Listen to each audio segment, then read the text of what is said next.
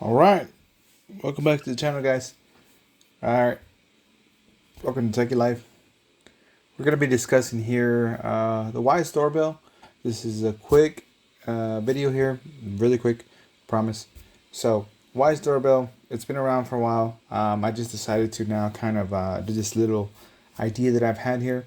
I'm replacing my Ring doorbell. We're going ahead and going to put in this Wyze doorbell. Now the thing about this Wyze doorbell is it's kind of bulky, it's kind of wide, it's kind of bland or whatever. So I'm going to be 3D printing a little case for it here, and I'm going to show you here. And this case here that I've got, I got it from Thingiverse. So if you have a 3D printer, you can 3D print it this.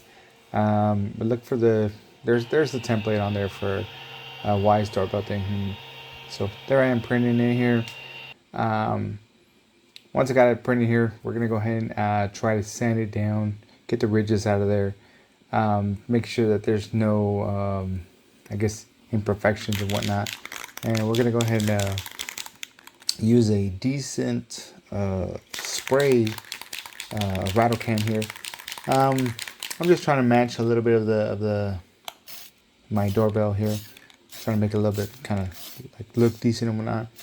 So one thing about this doorbell is it's packed with a lot of features here. I do like it, and it's a wonderful product here that Wyze came out. Lately they've been kind of a hit or miss here and there, but this is a wonderful product.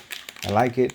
I think it looks even better once it's printed here. I wish I would have gotten a better picture here, but here we are installing it. Everything fits pretty snug. If you're going to print this, make sure you print it just a tad bit bigger here. But as you can see, everything fits pretty good, and that's it. Just wanted to show y'all this.